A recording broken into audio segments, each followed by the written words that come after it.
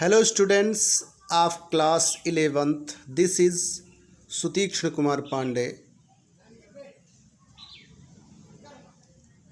and I want to teach you today the third part of the lesson.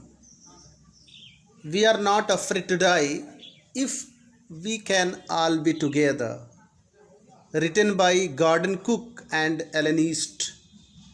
This is the second lesson of the Hornbill book. You can say it prose. ये pros का second lesson है और ये जो मैं video में बनाने जा रहा हूँ ये इस लेसन का तीसरा पार्ट है। मैंने आपको बताया था कि जब उन्होंने कहा कि जब हम दक्षिणी हिंद महासागर के साउदर्न इंडियन ओशियन में जब हम पहुँचे तो एक दिन जब उन्होंने देखा उस बड़ी लहर को, तूफ़ान को, तो कह रहे हैं कि गेल डिड नॉट वरी मी। ये जो तूफ़ान था वह हमें चिंतित नहीं करता था। तूफ़ान दुनिया की सबसे रफेस्ट वेदर है, रफेस्ट सी है, ओशियन है। कौन? दक्षिण हिंद महासागर जो सबसे तूफ़ानी सागरों में से एक है। जब उन्होंने कहा कि जब हम वहाँ पहुँचे, गॉर्डन कुक ने कहा तो कहा उन्होंने कि गेल्स डिड नॉट वरी मी। गेल यानी तूफ़ानें डिड नॉट वरी मी, मुझे चिंतित नहीं कर रही थी, अर्थात तूफ़ानों से हमें बहुत चिंता नहीं थी। But size of the wave, किंतु जो वेव्स, किंतु लहरों की जो आकार थी वाज अलार्मिंग, भयानक थी, भयावह थी, अर्थात गलत संकेत दे रही थी, भयानक संकेत दे रही थी। जो अप टू 15 मीटर्स, जो 15 मीटर से भी ऊपर की लहर थी, लहरें थी, एज हाई, उतनी ऊंचाई वाली लहरें थी, उतनी ऊंची लहरें, एज आवर मेन मास्ट, जितना कि मेरे नाव का मुख्य मस्तूल होता है।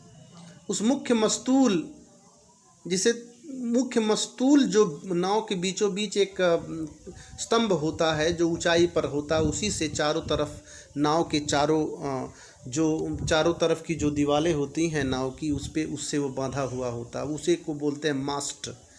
वो लगभग उतनी ऊंचाई की थी। इतना तक हमने आपको पढ़ाया था, यहाँ तक, मास्ट तक। फिर हम आगे आज यहाँ से देखते हैं। दिसंबर 25 found us 3,500 kilometres east of the Cape Town. क्या कहा उन्होंने? उन्होंने कहा कि 25 दिसंबर को हमने, फाउंड माने पाया, अस माने हमें, यानी जो 25 दिसंबर को हमने अपने आप को पाया। कहाँ पर?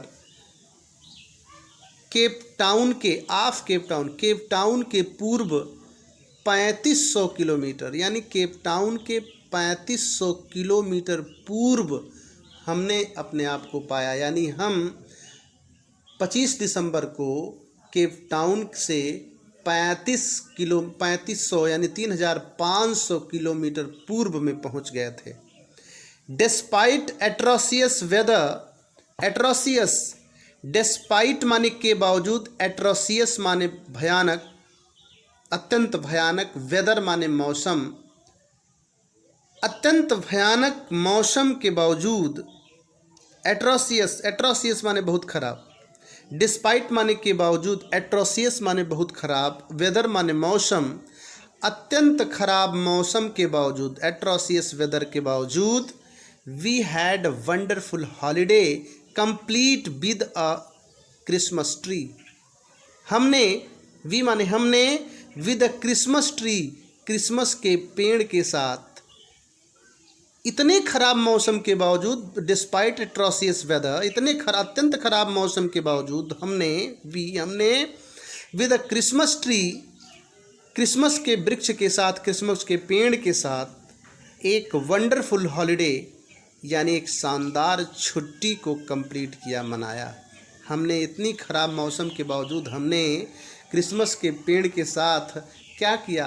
अत्यंत शानदार छुट्टी को मनाया।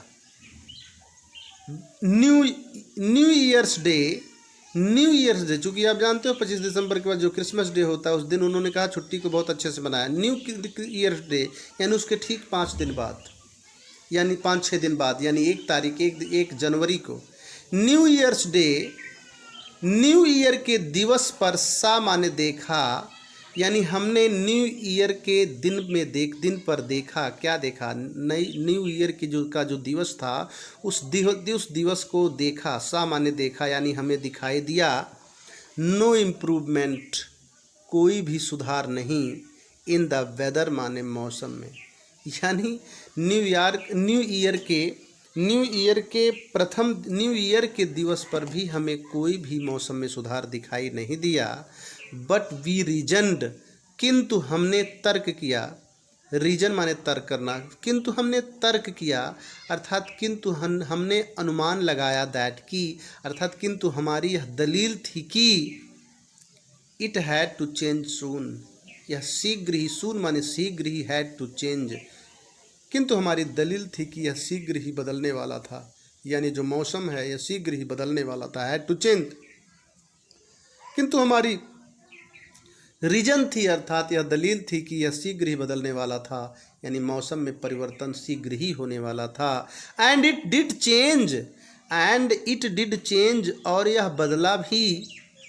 एंड इट डिड चेंज, और यह बदला भी। डिड का प्रयोग किया गया है ना, नहीं तो चेंज। और यह बदला भी, अर्थात किंतु, और यह बदला तो फॉर द वर्स, किंतु बेटर के लिए नहीं, वर्स के लिए, यानी अधिक खराब के लिए। यानी बदलाव तो हुआ किंतु अधिक खराब हो गया, मौसम में और खराबी आ गई, और ख़राब मौसम हो गया। अंडरस्टैंड। नेक्स्ट जो पार्ट है वहाँ पर हम आते हैं। नेक्स्ट पैराग्राफ, अगले अनुच्छेद पर। अब क्या? एट डॉन, यानी एट डॉन ऑन जनवरी 2, यानी 1 जनवरी को तो मौसम अधिक खराब हो गया, लेकिन अब कह रहे हैं 2 जनवरी की बात कर रहे हैं। कह रहे हैं at dawn on January 2। Dawn माने होता है प्रभात काल, सूर्योदय काल, यानी 2 जनवरी के सूर्योदय के समय पर, यानी प्रभात काल में the waves were gigantic. Gigantic का मतलब होता है विशाल, जाइगैंटिक का मतलब विशाल। The waves were gigantic, waves यानी लहरें, विशाल थी यानी बहुत ऊंची लहरें थीं। यानी 2 जनवरी को प्रभात के समय the waves were gigantic, the waves were gigantic. Waves कैसी थीं? जाइगैंटिक थीं, अर्थात अत्यंत विशाल थीं। Why it is not clear? अब फिर आगे कह रहे हैं वी वर सेलिंग, हम वर सेलिंग माने यात्रा कर रहे थे। विद माने साथ, ओनली माने केवल, किसके साथ? अ स्मॉल स्टॉर्म जिब, स्टॉर्म माने तूफानों के समय, काम आने वाली, जिब का मतलब होता है पाल, यानी तिकोना, 3 कोण का होता है पाल। समझ में आ रहा ना? जो तूफानों से सामना करने के लिए जिसका प्रयोग किया जाता है नाव में, जिसको जिब बोलते हैं, उसी जिब के कह रहे हैं कि हम केवल एक छोटे से स्टॉर्म जिब के साथ यात्रा कर रहे थे, यानी तूफानों का सामना करने के लिए हमारे पास केवल और केवल एक छोटा सा जिब था, यानी तूफानों का सामना करने वाला एक पाल था। And were still making 8 not, और स्टिल, और अभी भी, वर मेकिंग माने बना रहे थे 8 नॉट, 8 नॉट। नॉट का मतलब क्या होता है? एक्चुअली नॉट जो होता है, कैनोटी नॉट, नॉट से यहाँ पर आया हूँ नॉट। नॉट का मतलब होता है मील। कौन सी मील? समुद्री मील को नॉट कहा जाता है।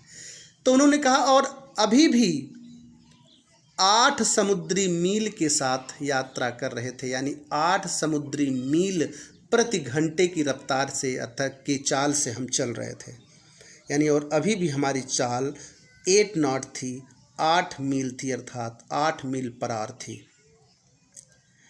As the ship rose to the top of the each wave, देखते हैं आगे। एज जब the ship rose to the top of each wave we could see endless enormous seas rolling towards us। As माने जब, और आगे बता रहे हैं उस घटना का वर्णन करते हुए, जब द शिप, जब उस शिप ने अर्थात उस हमारे समुद्री जहाज ने, नाव ने जब हम समुद्री जहाज रोज माने उठ गया टू द टॉप, वह समुद्री जहाज rose to the top of each wave, प्रत्येक वेव के ऊपर उठ जाता था। रोज माने उठ जाता था यानी उसके ऊपर चढ़ जाता था, यानी प्रत्येक बार जब वेव यानी लहरें आती थी तो वह जो शिप है वह उसके ऊपर चढ़ जाता था। और वी कुड सी, और तब वी कुड सी, तब हम देख सकते थे, एंडलेस माने अनंत, इनॉर्मस माने अत्यंत विशाल, दीर्घाकार, सीज माने समुद्रों को, जो रोलिंग टुवर्ड्स अस, जो टुवर्ड्स अस हमारी तरफ रोलिंग माने आ रहा होता था, जो हमारी तरफ उमड़ करके आ रहा होता, रोल कर रहा होता था। ऐसे जो हमारी तरफ रोल कर रहा होता था अर्थात उमड़ते हुए आ रहा होता था, उस विशाल अनंत समुद्र को हम देख सकते थे। यानी कि कह रहे हैं कि जब शिप उस प्रत्येक, यानी जितनी बार लहरें आती थी हर बार उन लहरों के ऊपर शिप चढ़ जाता था, यानी उसके ऊपर चला जाता था। तो ऐसी स्थिति में क्या होता था, वी कुड सी, और तब हमें दिखाई दे सकता था क्या, द एंडलेस इनॉर्मस सीज, तब हमें हमारी ओर उमड़ती हुई आती हुई, अर्थात हमारी ओर उमड़ती हुई आती हुई अनंत विशाल, अनंत दीर्घाकार समुद्र हमें दिखाई देता था, हमें दिखाई दे सकता था। And the screaming of the wind, and the screaming of the wind, और वायु की चीखें, यानी चीखती हुई हवाएं, और चीखती हुई, स्क्रीमिंग माने चीखती हुई, स्क्रीम शोर मचाती हुई, और चीखती हुई वायु, एंड स्प्रे, और स्प्रे माने बौछारें और फुहारें, चीखती हुई वायु और फुहारें, वाज पेनफुल, कष्टदायक थीं, टू द ईयर्स माने कानों के लिए, अर्थात कानों को कष्ट पहुंचा रही थीं। यानी इतनी तेज हवा चल रही थी, लगता था हवा चीख रही हो। एंड द स्प्रे, और जो उसकी जो स्प्रे थी अर्थात बौछारें थी, फुहारें थीं, यानी उसकी जो बौछारें हुआ करती थीं वो क्या, was painful to the ear, कानों के लिए कष्टदायक थी, अर्थात कानों को कष्ट पहुंचा रही थी। अब फिर आगे बता रहे हैं कि ऐसी स्थिति में हम करते क्या थे। To slow the boat down, slow down करने के लिए यानी धीमा करने के लिए, गति कम करने के लिए, द बोट माने नाव की गति को कम करने के लिए, वी माने हम, ड्रॉप माने छोड़ देते थे। क्या, किसे छोड़ देते थे, द स्टार्म जिप, उस तूफानों का सामना करने वाले जिप को, जिप यानी पाल को, या तिरपाल जिसे बोलते हैं, यानी 3 कोने का जो पाल होता है जो तूफानों का सामना करने के लिए ही रखा गया होता है बोट में, उसको हम ड्रॉप कर देते थे, छोड़ देते थे। And lash a heavy mooring rope in the loop across the stern, और लैस्ड, और बांध देते थे, लैस्ड, लैस माने बांधना, एंड लैस्ड, और बांध देते थे, और उसे बांध देते थे क्या, अ मूरिंग रोप, बांधने वाली हैवी रस्सी से, और उसे बांधने वाली, मूरिंग बांधने वाली, और उसे अर्थात उस तिरपाल को क्या, बांधने वाली एक हैवी रोप यानी भारी रस्सी का, इन लूप माने फंदा बना करके, अक्रॉस द स्टर्न, नाव के पिछले भाग में, यानी नाव का जो पिछला हुआ भाग होता है उस नाव के पिछले भाग में, जिस नाव के पिछले उस भाग को क्या कहते हैं, स्टर्न, और उसका शुद्ध दुम्बाल कहा जाता है, उसे दुम्बाल के नाम से भी जानते हैं। तो क्या कर रहे हैं, to slow the boat down, boat को यानी नाव को धीमा करने के लिए, नाव की गति को कम करने के लिए, we drop the storm jib, हम उस तूफ़ानों का सामना करने वाले यानी तूफ़ानों से लड़ने, तूफ़ानों से बचाने वाला यानी तूफ़ानों का सामना करने वाले जिप यानी तिकोने पाल को ड्रॉप छोड़ देते थे। And last a heavy moving rope in a loop across the rafter, और उसे यानी उस स्टॉर्म जिप को अक्रॉस द स्टर्न, नाव के पिछले भाग से, अर्थात नाव के पिछले भाग से मतलब किससे, दुम्बाल से, नाव के दुम्बाल से यानी नाव के पिछले भाग से, स्टर्न से, है ना, मूरिंग बांधने वाली एक हैवी रोप, बांधने वाली एक भारी रस्सी से, इन लूप फंदा बना करके क्या कर देते थे, लास्ट माने बांध देते थे। देन माने फिर, वी डबल लास्ट, फिर हम दोहरा बांधते थे, दोबारा बांधते थे, एवरीथिंग माने सब, प्रत्येक चीज़ को, फिर हम प्रत्येक चीज़ को दोबारा बांधते थे, दोहरा बांधते थे। एंड बेंट थ्रो, और आगे बढ़ते थे, पूर्ण करते थे, आवर लाइफ रैफ्ट ड्रिल, अपने जीवन रक्षक ड्रिल को, अपने जीवन रक्षक बेड़े के ड्रिल को पूर्ण करते थे। एंड अटैच्ड लाइफ लाइन, और उसे जीवन रक्षा से अटैच कर देते थे, बांध देते थे।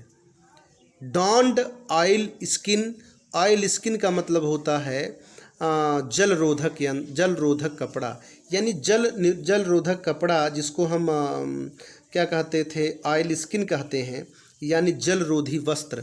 फिर हम डॉन माने होता है पहनना, डोंड माने पहनते थे, क्या पहनते थे, ऑयल स्किन, फिर हम ऑयल स्किन को पहनते थे यानी जल रोधी वस्त्र को पहनते थे। एंड लाइफ जैकेट, और लाइफ जैकेट को पहनते थे, फिर हम जल रोधी